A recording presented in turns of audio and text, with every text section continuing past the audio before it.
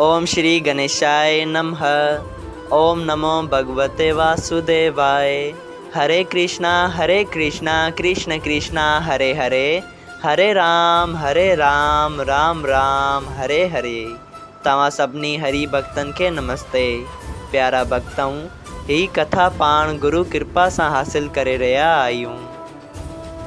श्री गणपति सरस्वती जो दरे ध्यान करियां थो मां भागवत महापुराण जो बयान, जंहिंमें व्यासदेव ऐं सुखदेव जी कयो आहे श्री कृष्ण लीला जो गुणगान। सभई चो जय भागवत महापुराण। प्यारा भक्तों, कल कथा में पाण श्रीमद् भागवत महापुराण साहिब जे पहिरें स्कंद जे 19वें अध्याय जे पहिरें भाग में ॾिठो त रखेश्वर जो चेलो गुरमुख अचे थो ऐं अची राजा के श्रृंगी रखेश्वर जे श्राप ॾियण बाबति ॿुधाए थो।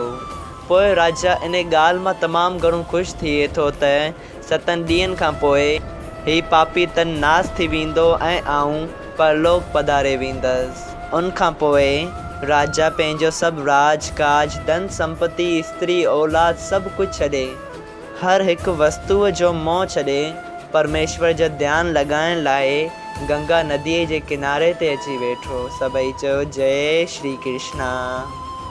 प्यारा भक्तों, अॼु पाण श्रीमद् भागवत महापुराण साहिब जे पहिरें स्कंद जे 19वें अध्याय जो ॿियो भाग शुरू करे रहिया आहियूं।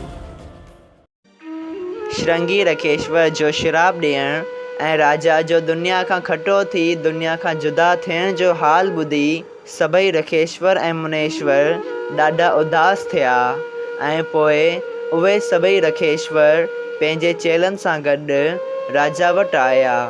उन्हनि में उत्तरमन, वशिष्ठ, जीवन, अष्टनेमी, भर्ग, अंगरा, पराशर, परशुराम, मेधातिथ, देवल, पिपलायन, भरद्वाज, गौतम, मैत्री, अगस्त, व्यास, नारद जी, विश्वामित्र, कात्यायन, वामदेव, जमदगन ऐं ॿिया रखेश्वर ऐं मुनेश्वर राजा परीक्षित खे धर्मात्मा सम्झी उन सां मुलाक़ात करण वास्ते उते पहुता।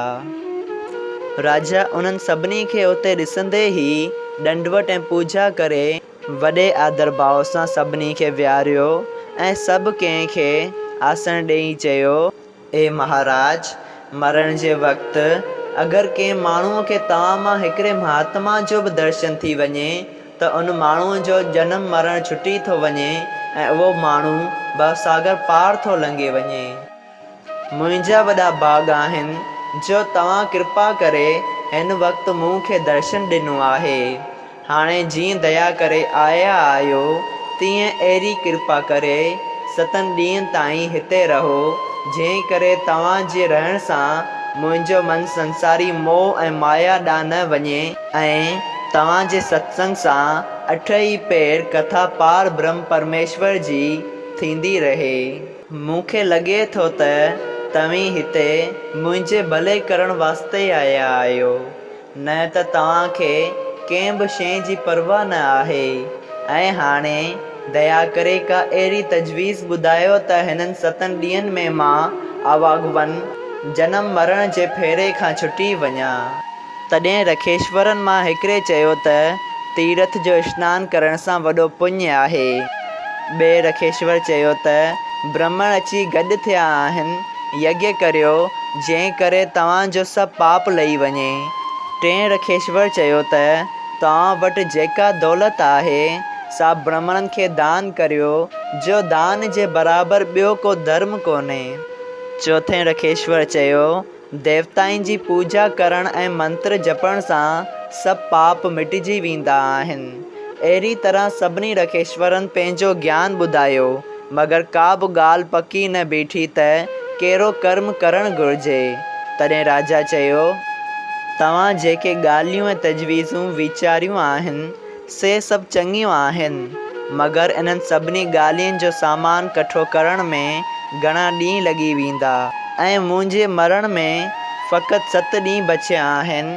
तंहिं करे का अहिड़ी तजवीज़ ॿुधायो जा इन्हनि 7 ॾींहंनि में पूरी थी सघे। इहा ॻाल्हि ॿुधी सब महात्माऊं इन ॻाल्हि ते वीचार करण लॻा।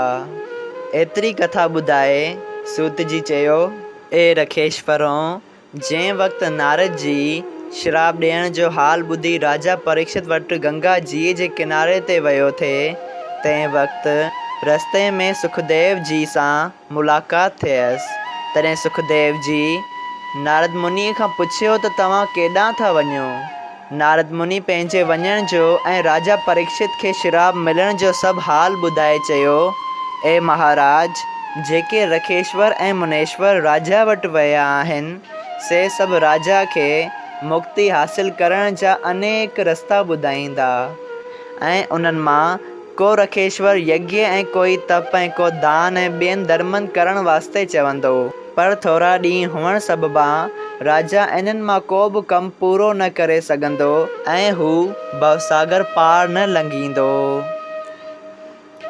तंहिं करे तव्हां उते वञी राजा खे भगवत गुण ॿुधाए भवसागर पार उतारे छॾियो। सभई चओ जय श्री कृष्णा।